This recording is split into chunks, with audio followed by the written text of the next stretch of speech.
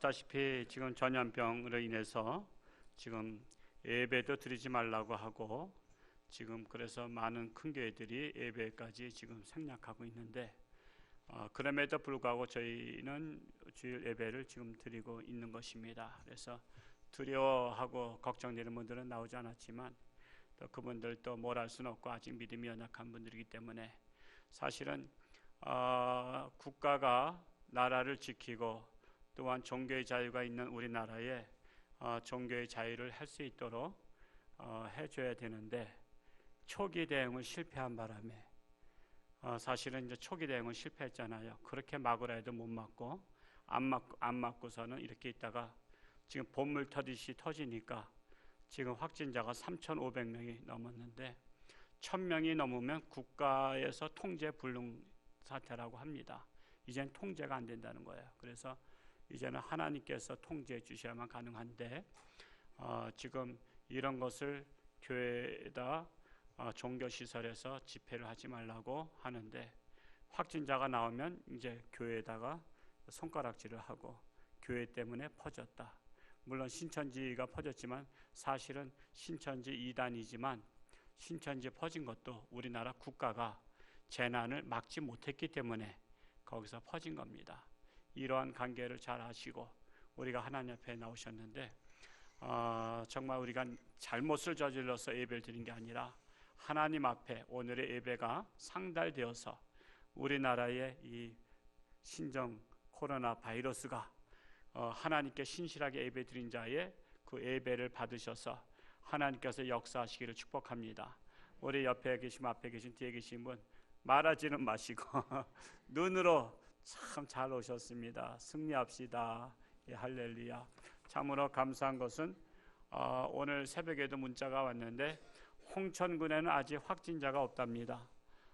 정말 우리 교회가 밖에 현수막도 걸었지만 우리 교회가 기도하겠습니다 했으면 이제 문자만 이렇게 해놓으면 안 되는 거예요. 이제 기도해야 되는 거예요.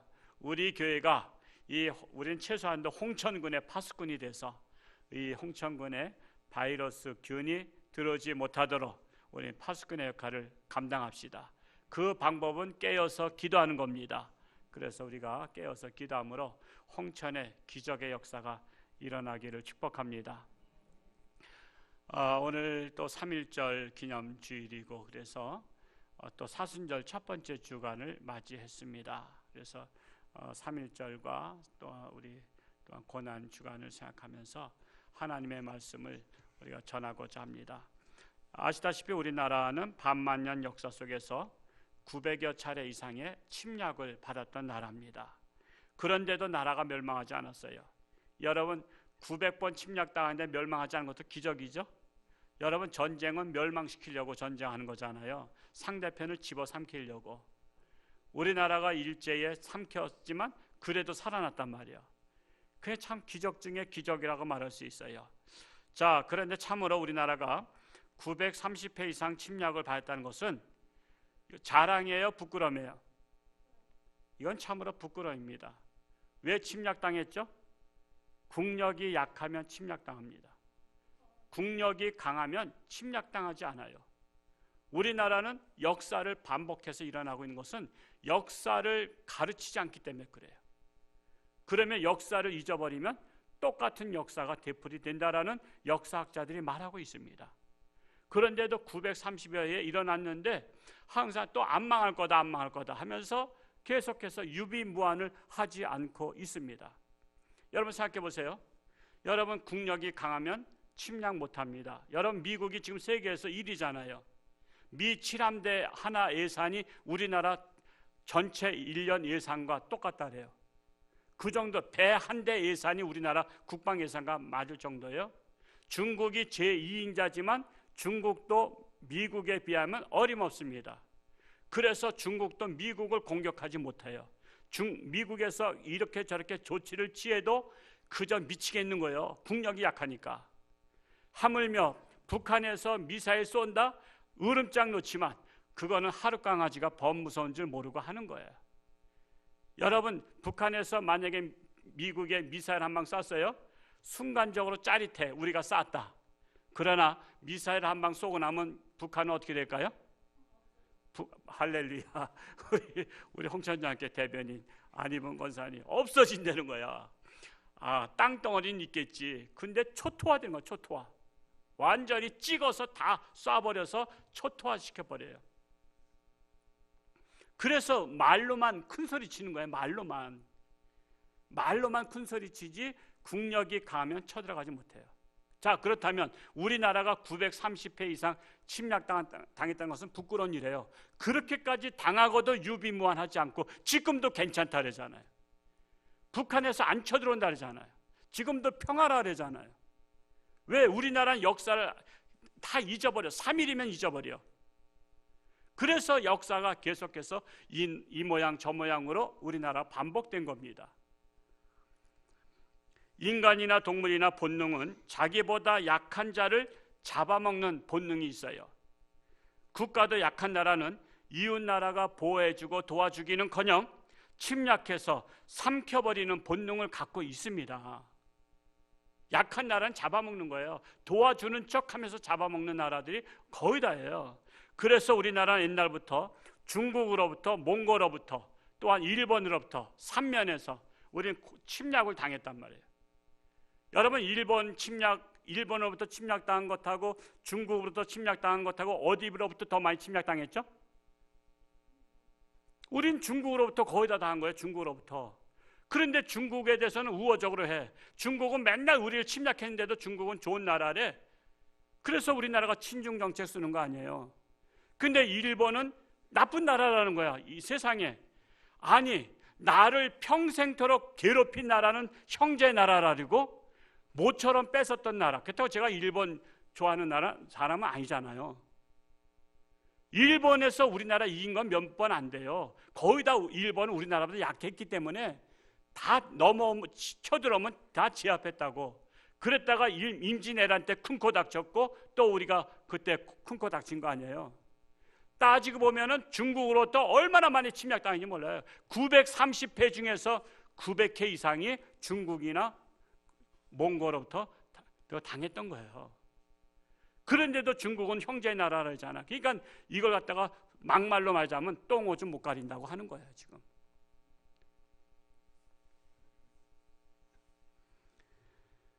그만큼 우리나라는 그들에게 약한 나라요, 만만한 나라로 보였기 때문에 침략을 당한 것입니다. 특별히 우리나라 최근 역사 중에 비극이었던 사건이 바로 일제 36년의 식민지 통치였잖아요. 1910년도 한일 합방을 했습니다. 그리고 일본의 식민지 나라가 됐어요. 여러분, 한일 합방이란 말이 무슨 말이죠? 일본과 한국은 하나가 됐다는 거예요. 여러분, 신혼부부가 합방했다 그러죠? 합궁했다 그러고. 그건 뭐예요? 하나가 됐다는 거예요. 자, 우리나라가 원해서 합방했어요? 일본이 원해서 합방됐어요? 우리는 원하지 않았어요. 근데 국력이 약하니까 싫다고 말해도 힘이 없었어요. 그리고 한일 합방하는데 우리나라 국민들이 전체가 저지한 게 아니라 우리나라 강요 정치인이 그래서 중요한 거예요. 정치인 국무총리를 비롯한 이완용을 비롯한 을사오적 5명이 나라를 한일 합방에 동참했어요. 여러분, 5명이면 나라 팔아먹을 수 있다는 거 아시죠? 우리가 정신 차린다고 되는 게 아니야. 나라 지도자 잘못 뽑으면 이완용 그 일당 5명이서 한일 합방에 도장을 찍었어요. 도장을 찍으니까 우리나라는 합법적으로 일본과 하나가 된 거야. 그래서 일본과 하나가 됐으니까 우리나라 중심으로 된 게 아니라 힘이 약하니까 일본 중심으로 하나가 돼서 모든 교과서에 일본말로 해서 초등학교 때부터 일본을 가르쳐서 그 당시 어르신애들은 일본어로 공부를 한 거예요. 우리나라 문화 말살 정책을 그래서 쓴 거예요. 왜? 한국을 지워버려야 되니까.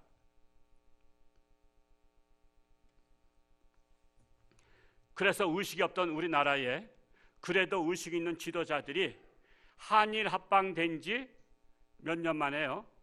9년 만에 1919년도 3월 1일 독립선언서를 낭독하게 된 거예요. 이것도 자기들끼리만 낭독하면 국민들이 안 깨어나니까 서울 종로 3가의 파고다 공원에서 이거를 낭독한다고 입소문으로 해서 그때 다 모이라 그랬어요. 거기에서 낭독을 하고 날 잡아가라 하고서는 그들은 다 잡힌 거예요. 독립선언서에 그 이름이 들어간 사람은 다 잡혀 들어가서 고문당하고 죽고 한 거예요. 그러면서 우리나라 국민들의 의식이 깨어나고 그때부터 독립운동을 하는 이제 의식들이 깨어나서 막 우리나라 전국 각각 방방곡곡에 1500번 이상의 3.1운동 일어난 거예요. 우리 홍천도 일어나고 내천에서 일어난 거 역사에 기록되어 있잖아요. 그만큼 이렇게 1500번 이상 일어난 거야. 자, 그러면 독립했어요? 그러고 나서도 독립은 26년 만에 했어요. 1919년도에 독립운동을 시작했는데 그러고 나서 1945년도 8월 15일 날 해방됐잖아요. 26년 만에. 여러분, 독립이 쉬운 거예요? 어려운 거야? 어려운 거야. 한 번 나라를 뺏기는 건 순간인데, 도장 찍어서 뺏기는 건 순간인데, 한 번 찾아오려면 여러분 26년 동안 독립군들과 나라의 젊은이들은 저 일본이 전쟁 일으킨 데마다 그 앞에 나가서 총알바지로 싸우다 죽었고, 또 10대들은 또 저 군인들 위로해 주라고 위안부로 다 끌려가서 죽었고, 이런 비참한 역사를 가르치지 아니하니까 지금도 우리나라는 역사 테이프예요. 지난주에는 우리 한전을 중국에다 팔아먹는다 해서 지금 충격받았어요. 청와대에 지금 팔지 말라고 지금 하고 있어요.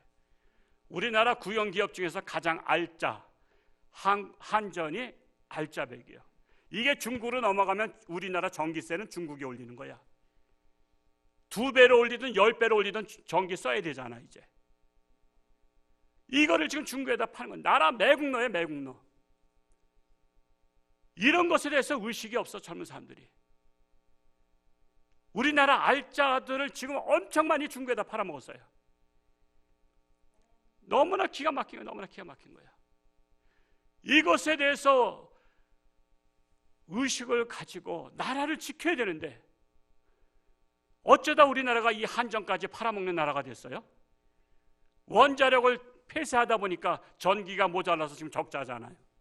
적자가 되니까 부도나기 위기에 있으니까 지금 한전을 팔아먹어서 지금 하겠다는 거예요. 지금 너무나 나라 국가에다 지금 복지를 다 풀어주다 보니까 돈이 모자라서 그걸 팔아서 여러분 집안에 알짜 조상 대대로 물려오던 알짜배기 골동품이나 이런 것들을 하나하나 팔아먹어서 살면은 희망 있는 집안이에요? 희망 없는 집안이에요? 여러분 집안에 그 알토란 같은 것들을 하나하나 팔아먹으면 그 집안은 이제 망하는 집안이에요. 우리는 이 3.1절을 기념하면서 한 번 뺏기면 못 찾아요. 못 찾아. 찾기가 어려워요. 우리나라가 스스로 독립한 게 아니잖아요. 미국에서 일본에 핵폭탄을 2방을 떨어뜨린 바람에 일본에서 항복하는 바람에 우리 토해낸 거예요. 우리가 독립운동에서 독립된 게 아니에요. 여러분 한전 한번 뺏기면 그거 찾으려면 돈을 얼마 줘야 될까요? 본전에 줄까요? 다시 찾아오려면 10배, 100배로 다 돈을 줘야만 찾아올 수 있어요. 한 번 주면 여러분 그가 안 줘요. 안 줘. 왜? 한국의 전기세를 자기네가 이제 마음대로 올릴 수 있는데. 참으로 우리는 이런 것에 대해서 저는 의식을 가져야 된다고 봐요. 의식을. 한국 교회가 나라를 지켜야 되고요. 나라를 지키지 않으면 한국 교회가 없어지는 거예요. 많은 분들이 이런 얘기를 정치적 발언한다고 그러지만 나라 지켜야지 우리 기독교가 있지, 나라 안 지키면 교회는 없어지는 거예요. 문 닫는 거예요. 지금 벌써 문 닫으러 가잖아요. 자, 2주를 문 닫으라고 하는데 지금 2주 후에 지금 3,500명의 확진자가 지금 순식간에 막 불어나고 있어요. 막 뻥튀기로다가 이제 다음 주 되면 10,000명 가까이 될 거예요. 자, 2달 후에 2만 명, 10만 명 되면 어떻게 할 거예요? 교회는 언제까지 문 닫을 거예요? 1년 동안 확진자가 있으면 1년 동안 문 닫을 거예요? 10년을 가면 10년 동안 문 닫을 거예요? 여러분 이런 프레임에 빠지면 안 되는 거예요. 우리는 죽는 한이 있어도 나는 하나님께 예배를 드려야 되는 거예요. 여러분, 지하철하고 교회하고 어디가 더 위험하죠? 신도림에서 전철을 타보셨나요?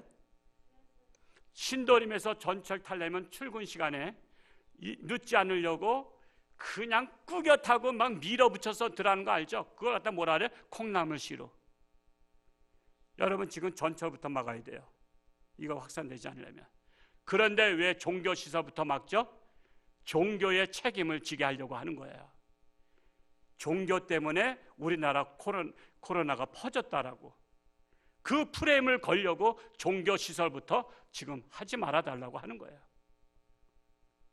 참으로 우리는 이 기가 막힌 때에 그럼에도 불구하고 하나님 앞에 나온 여러분들은 대단한 분들이십니다.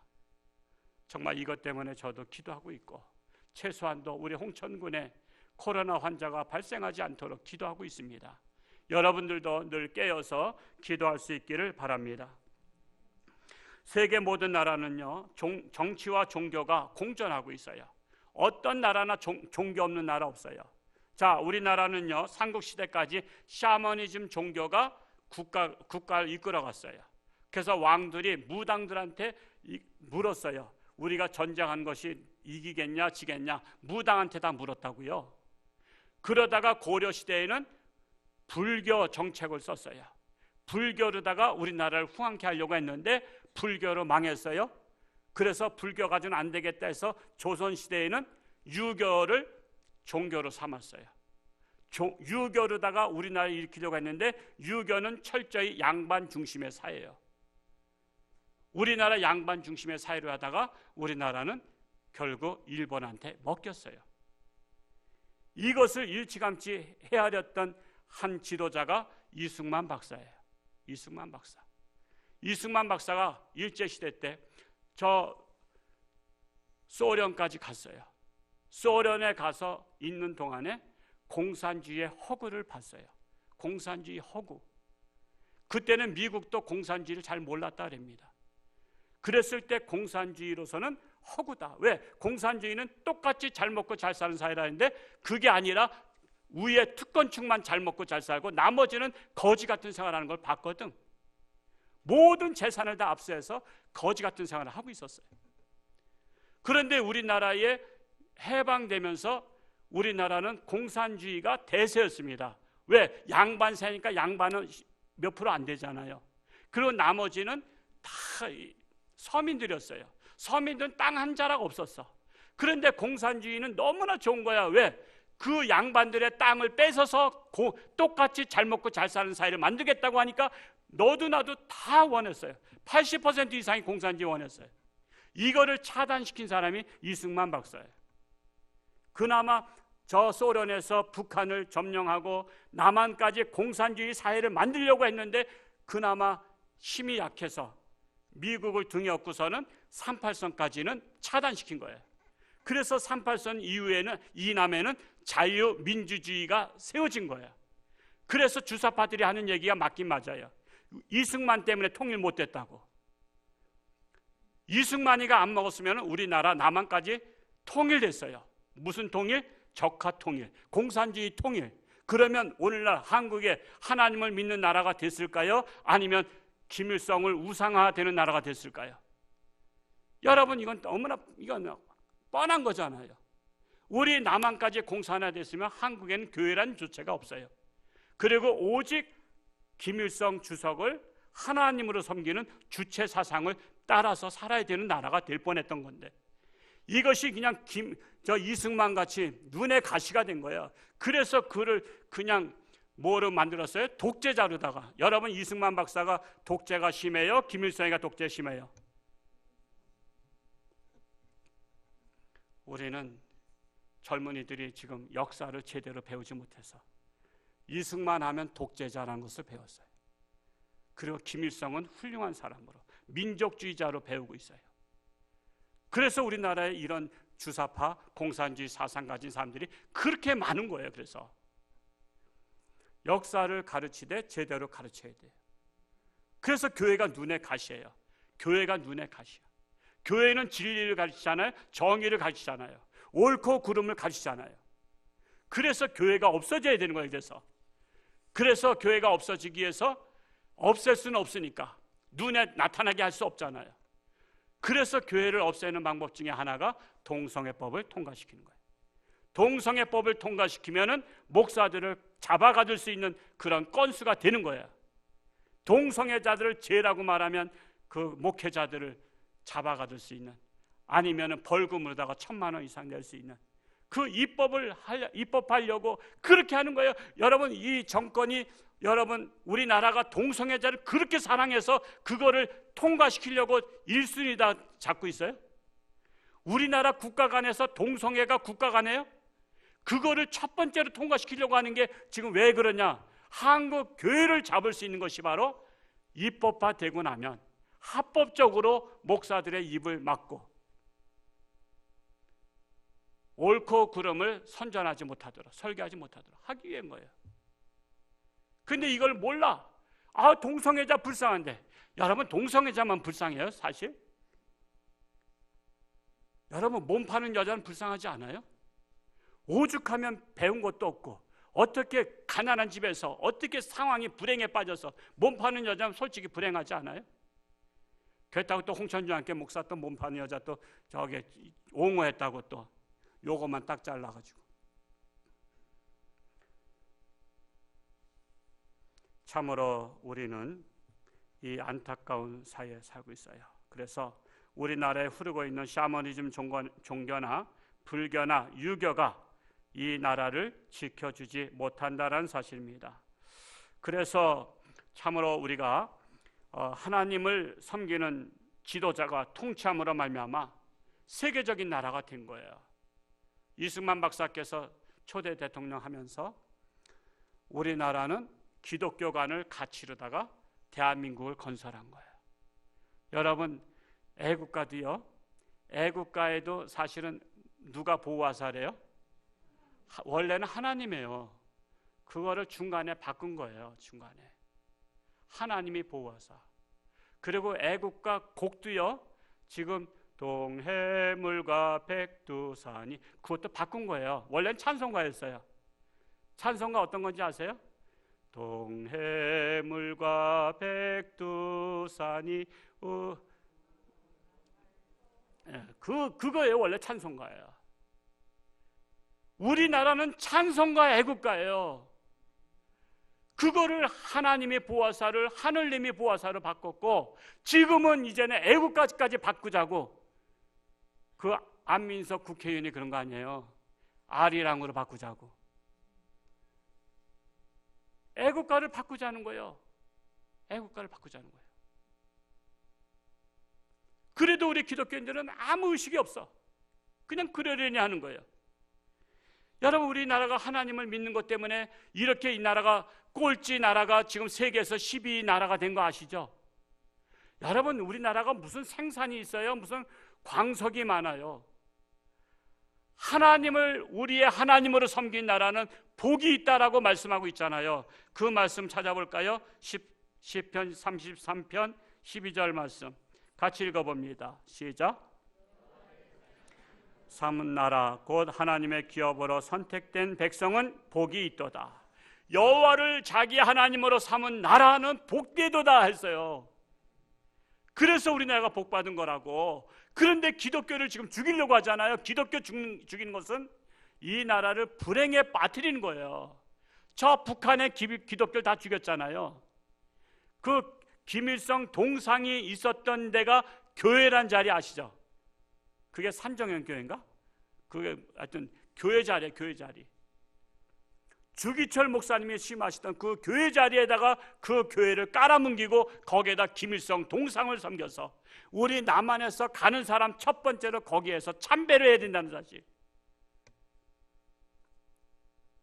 그래서 하나님의 자리에 올라간 김일성 나라는 지금 세계에서 가장 못 사는 나라 중에 하나예요. 왜 똑같았는데 남북한이, 원래 북한 더 잘 살았대죠. 70년 초까지. 그런 나라가 지금 하나님을 깔아뭉기고 거기에다 김일성이가 자리에 앉아서 세운 나라, 지금도 세계에서 제일 못 살잖아. 지금 세계 제일 못 살아. 근데 우리는 하나님을 마음껏 믿는 나라가 됐어. 그러니까 세계에서 12나라가 됐잖아.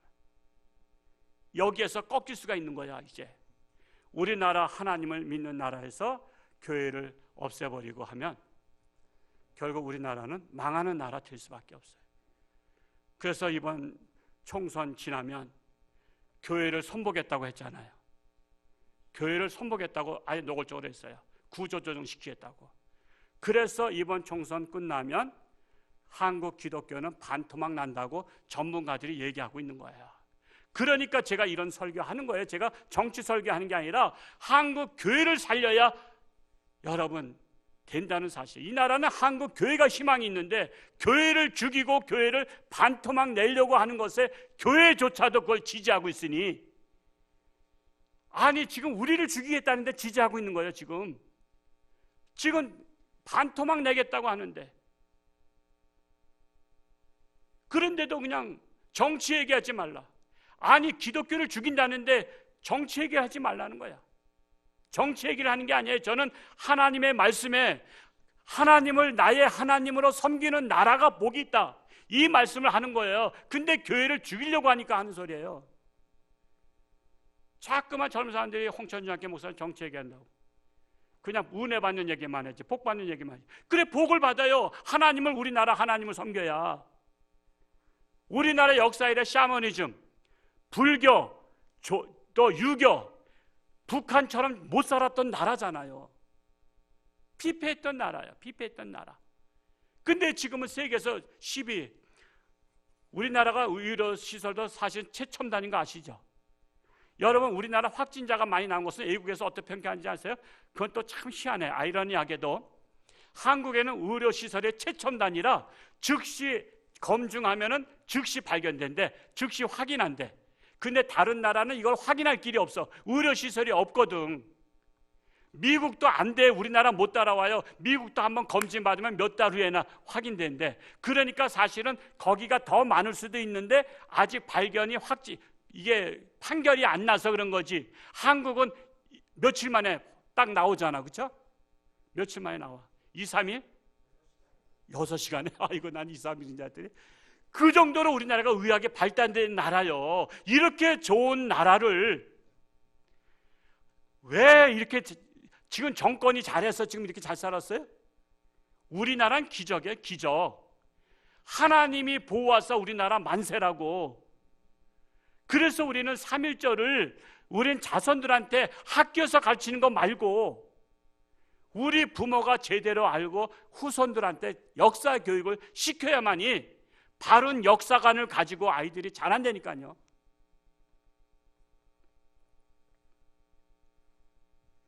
최소한도 이승만 박사 책 정도라도 좀 한 권에도 좀 제대로 사서 한번 보시기 바랍니다. 저도 물론 3권밖에 못 읽었지만 여러분 정말 제대로 봐야 돼요. 공부해야 돼요. 그래서 바로 알아야 돼요. 여러분, 이 하나님의 은혜를 아는 자가 우리나라 대한민국 백성 중에 얼마나 될까요? 제가 이제 상식적인 퍼센트를 내보겠어요. 우리나라 기독교인이 20%야. 그러면 다행히 우리나라 기독교인들만이라도 하나님의 은혜를 안다면 우리 온 백성 중에 20%인데 하나님을 믿는 사람들조차도 하나님의 은혜를 모른다니까. 뭐와 같으냐면은 예수님에게 그 문둥 환자, 뭐 요즘은 그런 용어 안 써서 미안합니다. 요즘은 환전시병이라 하죠. 그 문둥 환자가 10명이 왔어요. 예수님께서 그들을 너희들 나을 것이다. 그래서 돌아가서 제사장에게 너희 몸을 보여라. 그래서 가는데 막 몸이 막 이상하게 근질근질해서 막 긁었더니 이 문둥병 이게 딱지들이 막 떨어지는 거야. 떨어지니까 막 떨어지니까 새살이 돋았네. 야, 우리 낫잖아. 그래서 10명이서 야, 좋다. 제사장한테 막 달려가는데 아니야, 우리를 낫게 하신 예수님에 가서 감사해야지. 그래서 한 명만 돌아왔잖아. 한 명만. 그래서 예수님께서 나머지는 다 어디 갔냐 했더니 다 갔습니다. 은혜를 아는 자는 몇 명이야? 1명. 자, 그러면 그 9명은 몸이 구원받은 거야. 즉 구원이란 의미가 물에 빠져서 건진 것도 구원받은 거고 불 속에서 빠져서 건진 것도 구원받은 거예요. 그러면 그건 육신의 구원이야.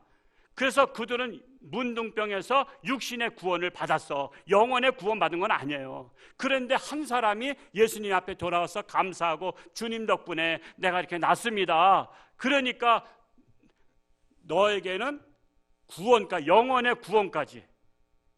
그래서 보너스로 다 영혼의 구원까지 받았잖아요. 감사할 줄 아는 자가 한 명이었어. 10%야. 그렇다면 우리나라 백성들 중에 100명 중에 하나님의 은혜로 이렇게 잘 먹고 잘 사는 것을 아는 백성들이 기독교인만 20%인데 기독교인 중에서도 하나님의 은혜를 잊어버린 사람들이 많으니까 최소한도 10%만 하나님의 은혜를 알고 있어도 하나님께서 기뻐하시지 않겠냐고요. 야, 한국을 내가 세계에서 12국 되도록 정말 그렇게 될 수 없는 나라. 제가 아프리카에 케냐, 탄자니아, 이디오피아 3개 나라는 가봤지만 그 나라가 100년이 지나도 우리나라 못 따라와. 제가 예언합니다. 그 나라들 100년 지나도 우리나라 못 따라와. 여러분, 그렇게 가난한 나라가 우리나라처럼 되는 게 이건 쉬운 게 아니에요. 이건 기적 중에 기적입니다. 이 기적을 대통령들이 한 게 아니에요. 하나님께서 우리나라 몰아줬다니까. 그래서 기독교가 막 부흥될 때 엄청 우리나라 몰아줬는데 차츰차츰 배부르니까 둥따스하니까 하나님의 은혜를 잊어버리고 이제는 뭐 하나님 때문에 그랬냐? 에이, 기독교가 개독교다 라면서 기독교를 계속 지금 비난해서 기독교를 없애는 정책을 지금 펴고 있잖아요. 그건 뭐예요? 우리나라 희망을 없애는 거예요.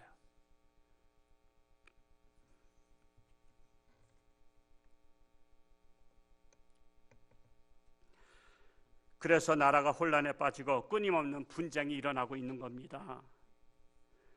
여러분, 분쟁은 왜 일어나죠? 올바르지 못할 때 분쟁이 일어나요. 예를 들어서 축구를 하는데 우리 팀이 할 때마다 자꾸만 심판이 그냥 태클을 거는 거야. 뭐 잘못했다 그러고 막 호루라기 불고, 공 찰나려면 호루라기 불고. 여러분, 불공정하면은 끝나고 나서 그냥 싸움 나는 거 아시죠? 그냥 이쪽 대한민국 국민들 그냥 관중석에서 나와서 저 심판 때문에 졌다 그래. 심판 때문에. 근데 만약에 심판이 공정하게 했으면 10골을 줘도 할 말이 없는 거야. 왜? 실력이 부족하니까. 여러분, 그거 아시잖아요. 10번을 줘도 심판이 공정하게 하면은 분쟁이 안 나. 왜? 우리가 깨끗이 졌다고 손들자 이거야. 실력이 모자른다. 우리 브라질한테 모자른다. 그런데 우리가 어디야, 이 동남아에 축구도 잘 못한 나라고 했는데 10번을 졌어. 10골을 먹었어. 근데 그게 심판이 잠깐 농간을 했어. 이것이 눈에 띄어. 그러면은 이게 분쟁이 나는 거예요. 왜 우리나라가 지금 계속 분쟁이 나냐면 지금 우리나라 지도자들이 공정하게 하지 아니하니까. 공정하지 하지 않게 하니까는 공정하게 하라고 분란이 잠깐 나는 거예요. 우리가 이 원리를 알아야 되는 거예요. 설상가상으로 신종 코로나19 바이러스로 인해서 온 국민들은 공포에 떨며 하나님을 믿는 자들조차도 교회 오기를 두려워하고 자진해서 주일 예배를 피하고 있습니다. 어쩌다 이 지경 되었습니까? 생사화복을 주장하시는 하나님보다 코로나 바이러스를 더욱 두려워하는 기독교인이 되었습니다. 그런데 성경은 하나님을 두려워하라고 말씀하고 있어요. 우리 33장 8절 말씀 읽어볼까요? 시작. 온 땅은 여호와를 두려워하며 세상의 모든 거민들은 그를 경외할지어다. 온 땅은 누굴 두려워해? 여호와를 두려워하랬어요. 바이러스보다 사실 하나님이 더 두려운 거예요. 왜 그러냐? 마태복음 10장 28절에 뭐라고 써 있느냐? 자, 같이 한번 읽어볼까요? 시작. 몸은 죽여도 영혼은 능히 죽이지 못하는 자들을 두려워하지 말고 오직 몸과 영혼을 능히 지옥에 멸하실 수 있는 이를 두려워하라 말씀하고 있잖아요. 자, 바이러스는 몸을 죽일 수 있어요. 공산당은 몸을 죽일 수 있어요. 근데 영혼을 죽이지 못해. 근데 하나님은 뭐예요? 몸과 영혼을 다 죽일 수 있는 분이 하나님이셔. 하나님이 죽이면 희망이 없어. 하나님이 죽이면 지옥 갈 수밖에 없어요. 그래서 너희는 몸을 죽인 자를 두려워하지 말고 몸과 영혼을 죽이는 자를 두려워하라. 그가 누구예요? 하나님이셔요. 그래서 우리는 하나님을 두려워해야 된다라는 사실이에요. 오늘 본문에서 인간의 생사복을 주관하시는 하나님은 첫째로 각 나라들의 계획을 폐하시는 하나님이십니다. 우리 10절 말씀 같이 읽어볼까요? 시작. 여호와께서 나라들의 계획을 폐하시며, 여기까지만 읽었어요. 하나님께서 나라들의 계획을 폐하신다. 우리가 잘 아시다시피 소련은 세계를 공산화시키려고 했지만, 여러분 옛날엔 지금은 러시아지만 옛날에 소비에트 연방공화국이, 저도 사실 무식해가지고 소비에트 연방공화국이 뭔지 몰랐어. 그냥 각 나라를 다 자기네가 집어삼켜가지고 소련이 엄청 컸거든요.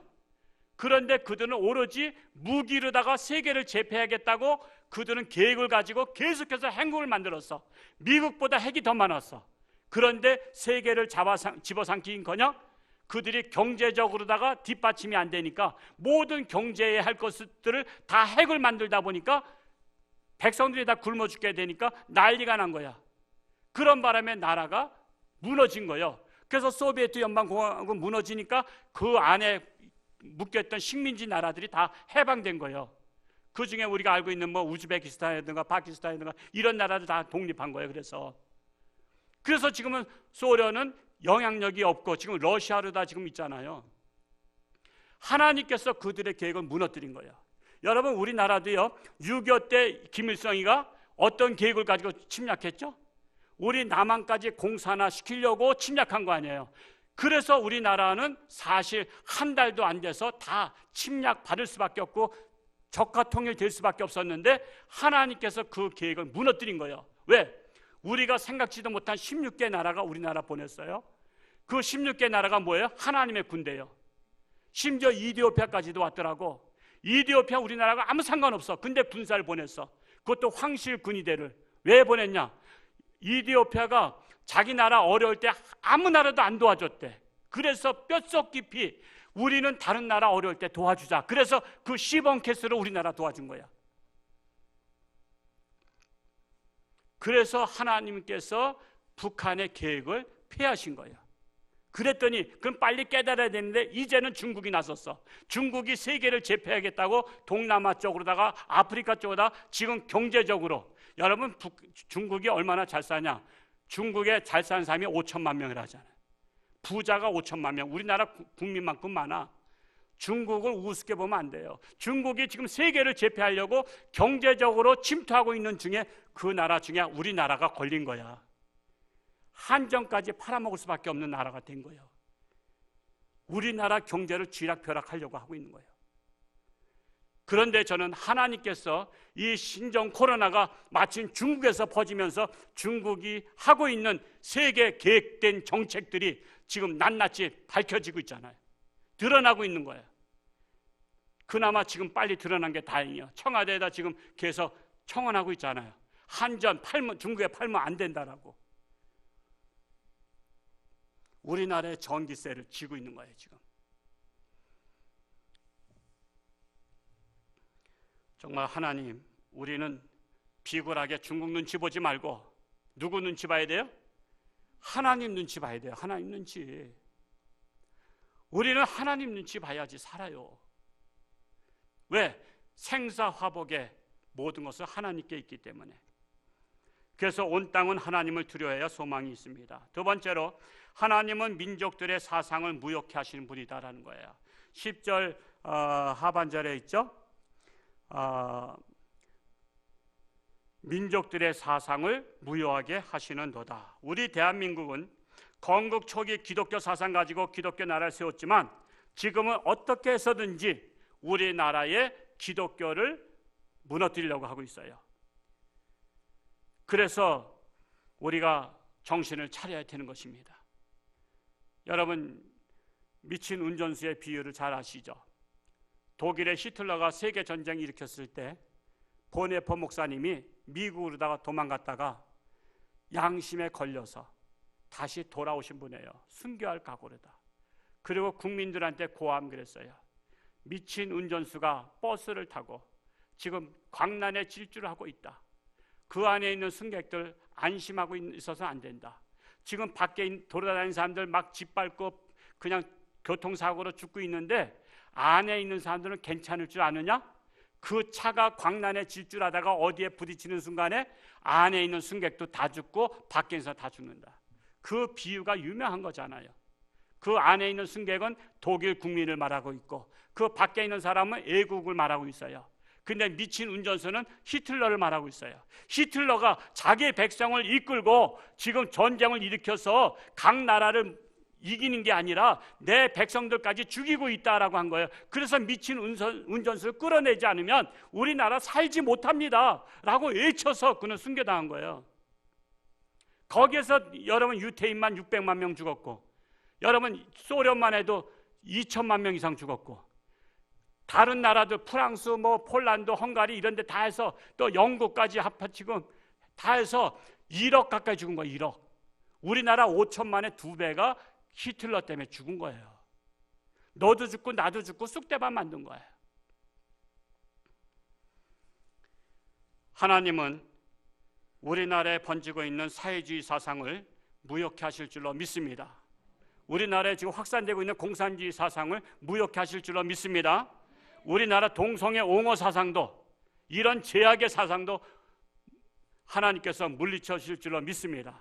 신천지 이단 같은 잘못된 사상도 하나님께서 다 이번에 다 드러나게 해서 물리쳐 주실 줄로 믿습니다. 이 땅에는 오직 하나님의 사상이 세워지는 나라가 되어야 합니다. 여호와를 자기 하나님으로 삼은 나라가 되어야 복이 있는 나라가 된다는 사실이에요. 마지막으로 많은 군대로 나라를 지키는 것이 아닙니다. 우리 33장 16절과 17절 말씀 한번 읽어볼까요? 시작. 많은 군대로 구원을 얻은 왕이 없으며 용사가 힘이 세어도 스스로 구원하지 못하는도다. 구원하는 데에 군마는 헛되며 군대가 많다여도 능히 구하지 못하는도다. 자, 저 북한은 우리나라보다 군대가 몇 배 많아요. 우리나라는 군대 생활 얼마이죠? 이제 18개월로 줄었죠? 자, 북한은 10년 동안 하잖아요. 여러분, 싸움은 상식적으로 어디가 이겨요? 북한이 이겨요. 그런데 많은 군대로 이기지 못한다 했어요. 왜? 하나님을 우리 하나님으로 삼는 나라는 하나님의 군대가 지켜준다는 거예요. 하나님의 군대가 우리나라를 지켜주기 때문에 저 북한이 아무리 날뛰어도, 우리가 지금 북한이 위기라 그래요? 남한이 위기라 그래요? 북한이 위기잖아. 지금 오로지 핵만 만들고 오로지 무기만 만들어. 그러니까 국민들은 다 쩔쩔 굶어. 그런 나라 시범케스로 소련이 그랬는데 망했잖아. 이 북한이 그럼 망하는 나라 되는 거예요. 군대로 이기는 나라가 없어요. 왜? 하나님이 개입하기 때문에. 그래서 우리나라 하나님께서 지켜주신 거예요. 우리는 정신을 차리고 이 어려운 국난의 시기에 하나님의 군대가 바이러스 균까지 막아주실 줄로 믿습니다. 하나님을 믿고 승리하는 우리 모두가 될 수 있기를 축복합니다. 기도하겠습니다.